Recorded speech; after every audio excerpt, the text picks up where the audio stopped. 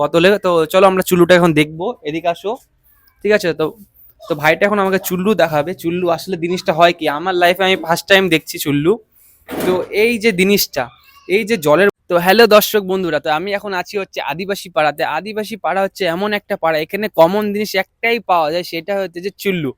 চুল্লু অনেকে নাম শুনেছে কি শুনোনি সেটা আমি ঠিক জানি না, বাট অনেকে অনেকে এটা চুল্লু খেয়ে দেখে, ঠিক আছে, খেয়ে থাকে তারা।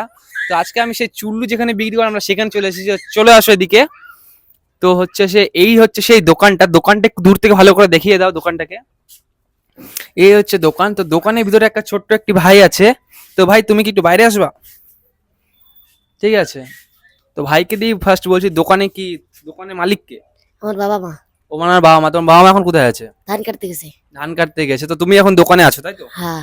তুমি কি পড়াশোনা করো? হ্যাঁ। কোন ক্লাস এখনকার? 8 ক্লাস।